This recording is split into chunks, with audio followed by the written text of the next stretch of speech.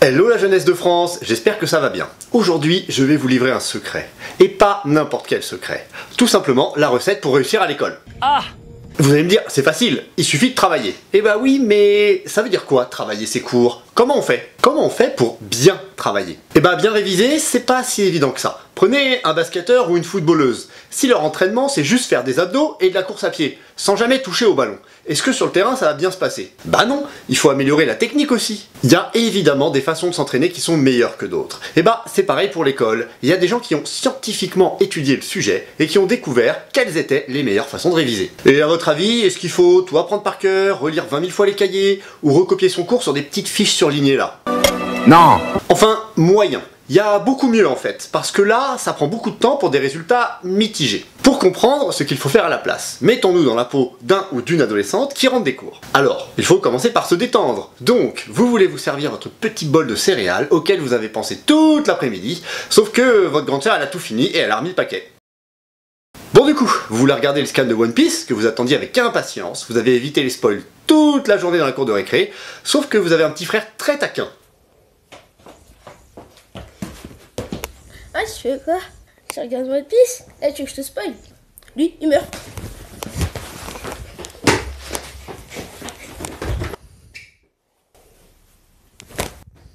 Bon alors là, vous êtes énervé, et je vous comprends. Surtout qu'en plus, votre crush vous a mis en vue toute la journée.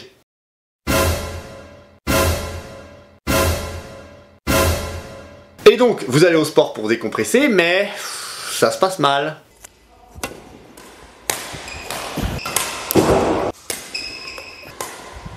Toutefois, ne déprimez pas les jeunes, la journée n'est pas finie. Arrive le moment où il faut travailler les leçons et faire les devoirs. Et là par contre, tout se passe bien. Vous êtes efficace, c'est fluide, vous comprenez tout sans y passer des heures parce que vous avez les bonnes techniques. Par exemple, quelque chose que vous pouvez faire, c'est mettre les cahiers des matières que vous avez eues dans la journée devant vous et pour chaque matière, vous posez deux questions. Qu'est-ce qu'on a fait aujourd'hui et pourquoi on l'a fait? Qu'est-ce qu'on cherche à comprendre? Et là, dans votre tête, vous essayez de vous souvenir du cours. Ah oui, tiens, en histoire géo, on avait parlé du Brésil et de leur agriculture, mais pourquoi? Eh ben, pour comprendre la mondialisation, le commerce. Ah, et en anglais, on a vu un texte de Nelson Mandela, le but c'était d'étudier l'apartheid, mais aussi de réviser les verbes irréguliers. Et puis là, dans votre tête, vous dites lesquels. Des fois, vous pouvez vous raccrocher à des anecdotes. Ah oui, en SVT, on a fait une expérience avec des plantes et ça n'avait pas fonctionné, parce qu'on avait mal branché l'appareil qui mesure l'oxygène.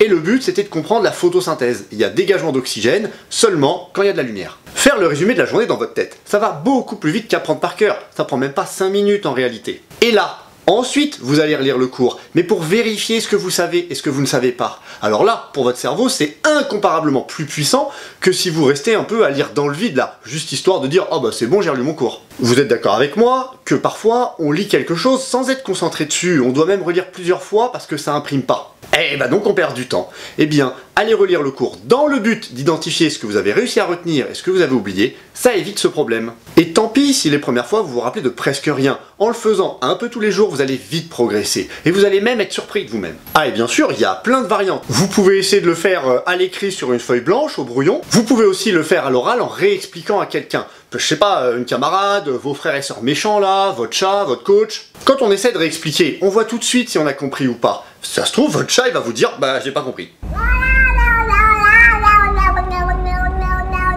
Vous pouvez faire pareil avec les cours que vous allez avoir le lendemain, ou vous pouvez aussi essayer de vous souvenir de tout le chapitre en entier, en prenant le plan et en vous demandant « Tiens, qu'est-ce qu'il y avait dans le petit 1, qu'est-ce qu'il y avait dans le grand 2 ?» Pour gagner du temps, vous pouvez même profiter d'être dans le bus pour vous rappeler des cours de la journée, et le soir, plus tard, relire pour vérifier. L'important, c'est que dans tous les cas, ces techniques permettent de se tester. Et ça, c'est pas seulement plus rapide, c'est aussi beaucoup plus efficace que juste relire ou apprendre par cœur ou réécrire sur une fiche résumée, qui sont des techniques un peu passives en quelque sorte. Ah, et je vous rassure, hein, des fois vous vous réfugiez un peu dedans, du style « Oh, c'est bon, j'ai passé 1 heure à relire 15 fois, c'est sûr que je vais réussir le contrôle, j'ai bien travaillé. » Moi le premier, j'ai fait ça.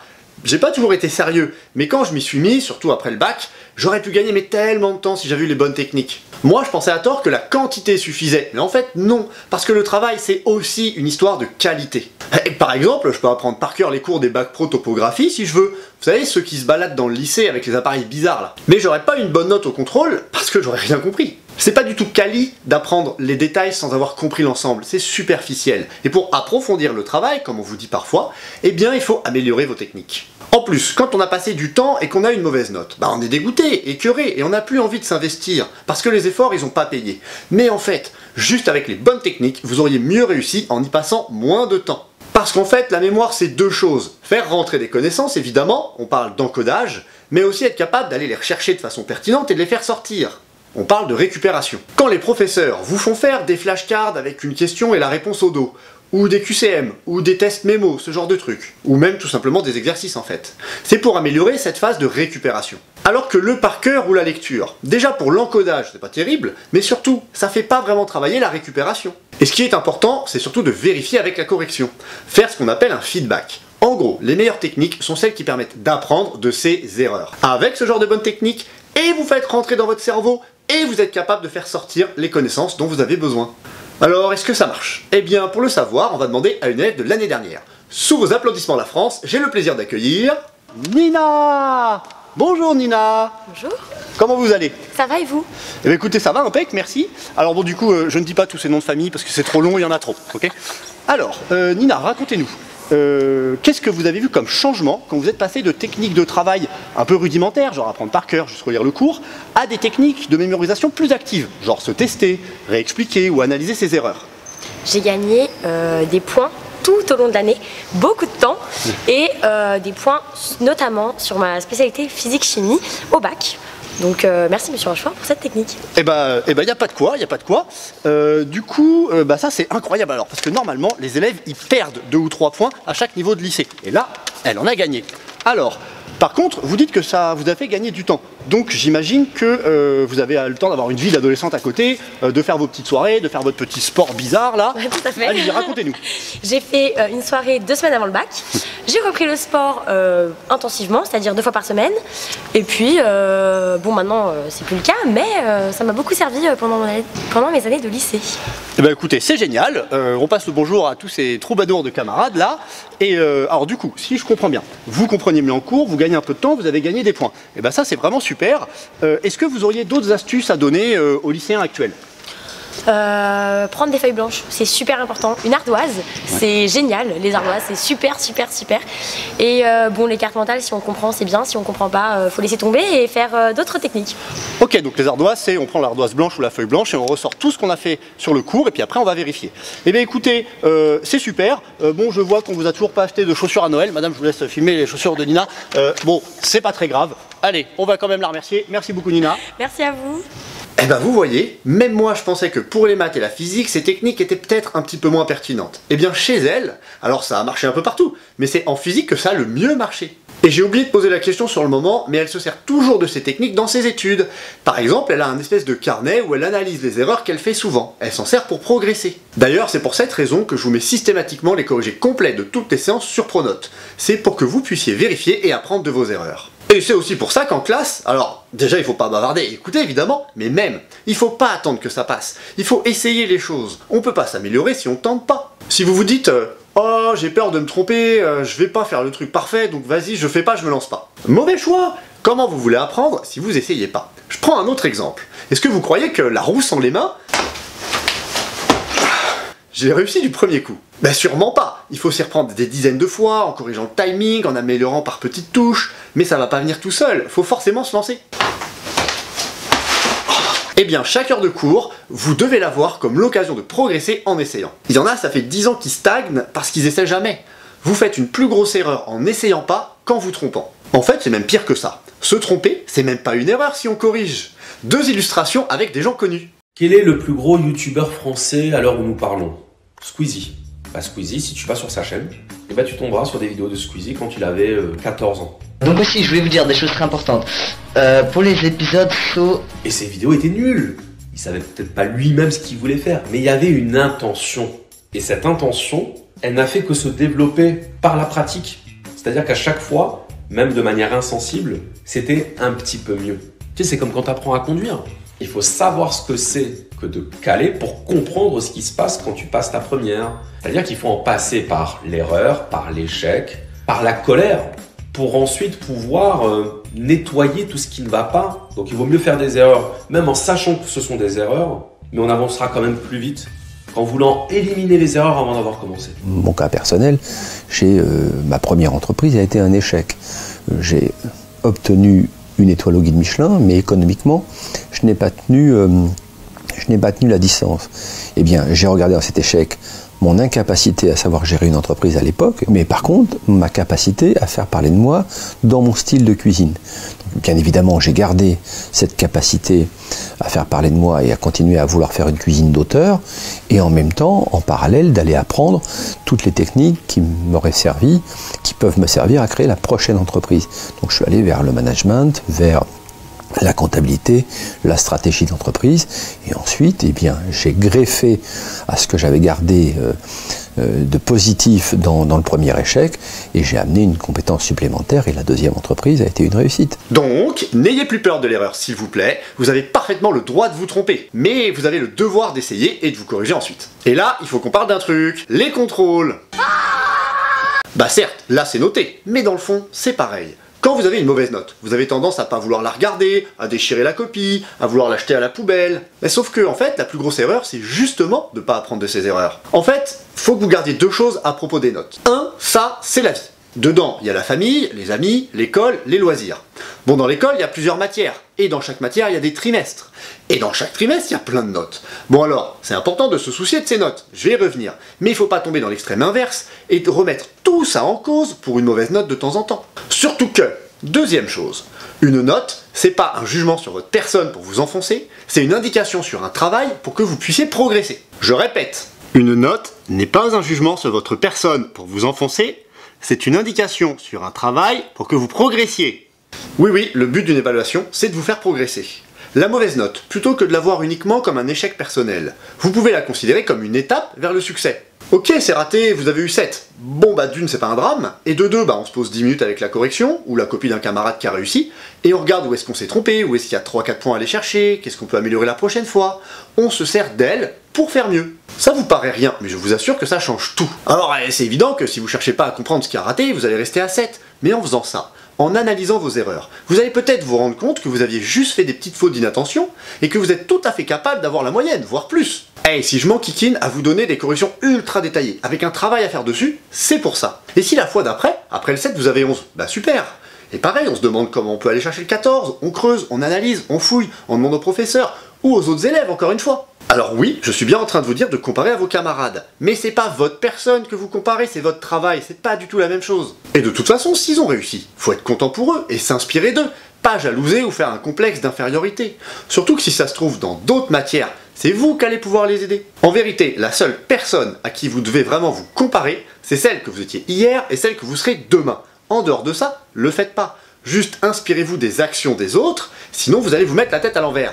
Bon, on a un petit peu dérivé, faudrait pas tourner en rond non plus. Voyons maintenant, à quel rythme faut-il réviser avec ces techniques efficaces?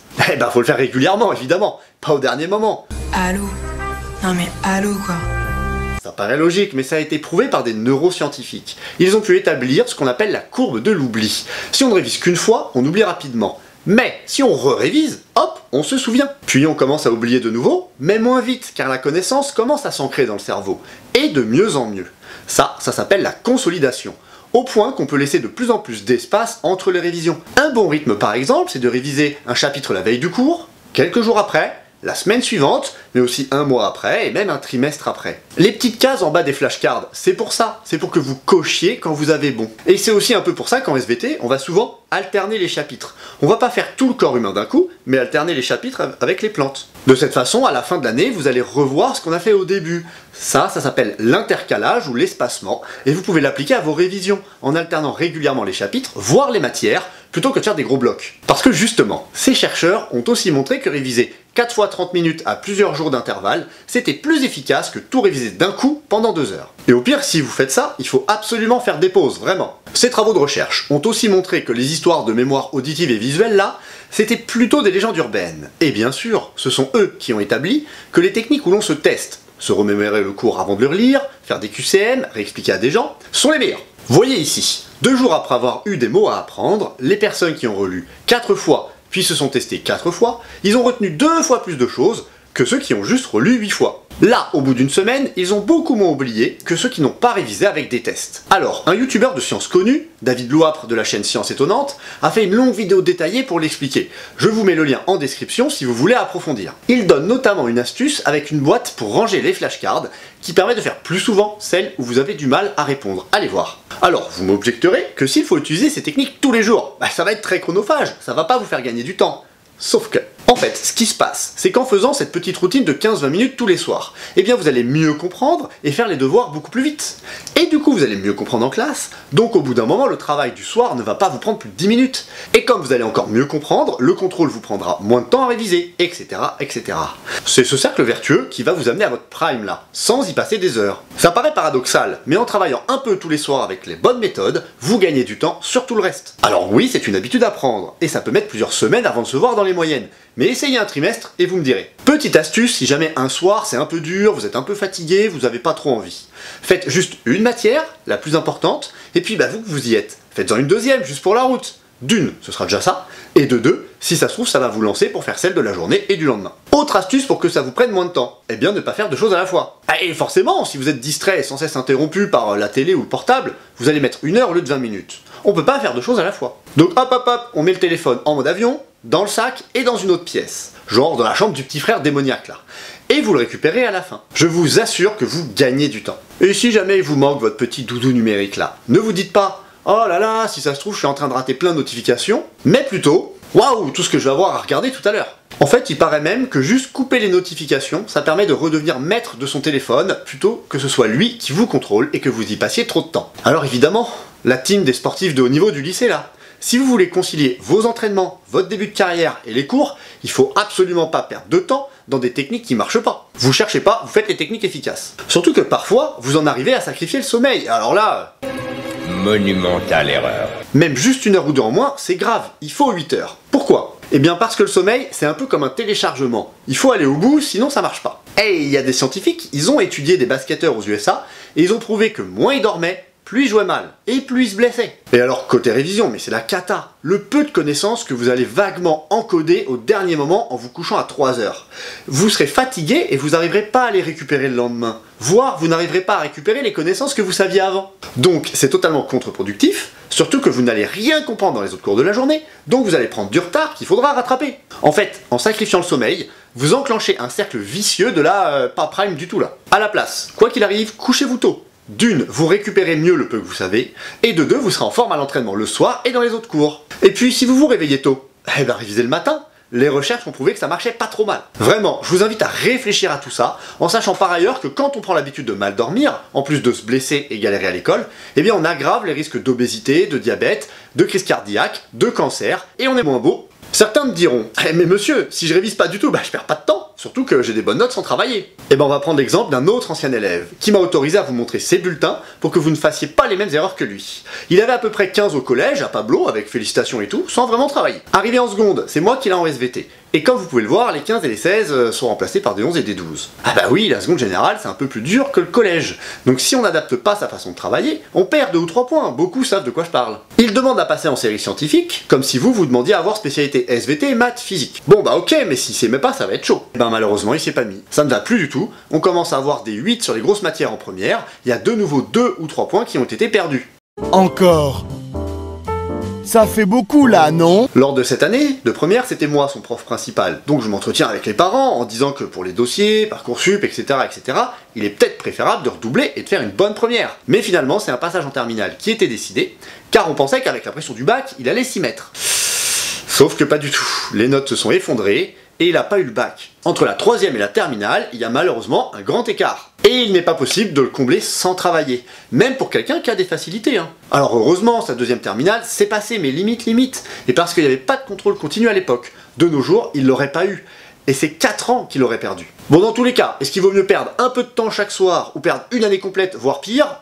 Moi je pense que la question elle est vite répondue. Avec un travail de qualité. Vous allez progresser pas à pas, alors que sans, vous allez stagner, voire carrément régresser, et vous retrouver devant un mur si haut que même en vous y mettant à fond, ce sera trop tard.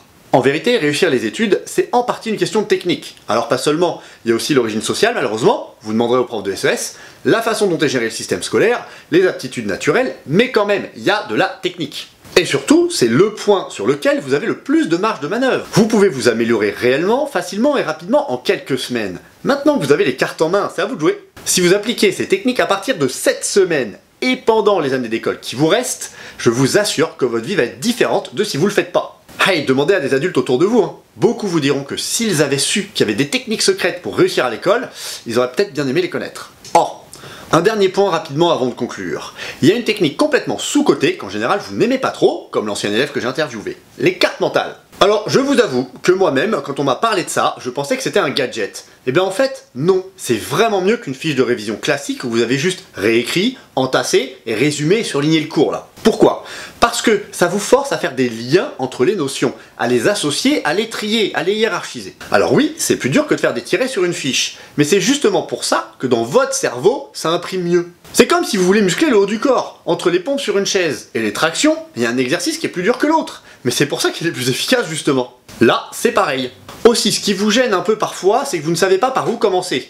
Et vous avez peur de vous tromper. Bah, je vous redis ce que j'ai raconté tout à l'heure, c'est pas grave de se tromper, puisque c'est comme ça qu'on apprend. Donc, vous prenez un mot important du cours, n'importe lequel, par exemple, je sais pas, cellule en SVT, ou le titre du chapitre, ou une partie, et hop, vous raccrochez tout ce que vous pouvez au brouillon. On y va, on essaye. Ensuite, vous pourrez montrer au professeur pour voir s'il y a effectivement des grosses erreurs, puis vous pourrez comparer à la version que je mets sur Pronote, ou mieux, comparer vos cartes mentales entre vous. Là, ça va être enrichissant. Ah ouais, toi, t'as pensé à relier ça avec ça. Oh, regarde, tu vois ça, on peut le regrouper avec ça aussi. Là, en fait, vous êtes en train de vous réexpliquer le cours entre vous, en le synthétisant et en corrigeant vos erreurs respectives. On est plutôt dans le haut du panier des bonnes techniques pour comprendre. Entre 20 minutes à faire ça, et 20 minutes à relire et apprendre par cœur sans comprendre, il n'y a même pas match. Le youtubeur de sciences que j'ai évoqué tout à l'heure l'explique très bien dans cette autre vidéo, où il fait une carte mentale en live. Et si vous construisez la carte mentale au fur et à mesure du chapitre, en intégrant progressivement les nouvelles notions, alors là, banger. A l'inverse, regardez des vidéos de révision sur YouTube la veille du contrôle, bof hein. Il n'y a pas plus passif que ça. Vous faites pas rentrer grand chose et ça vous entraîne absolument pas à récupérer. Si moi je vous fais des playlists avec des vidéos sur YouTube en fait, c'est surtout pour éviter que vous tombiez sur des vidéos mal faites ou pas à jour des programmes.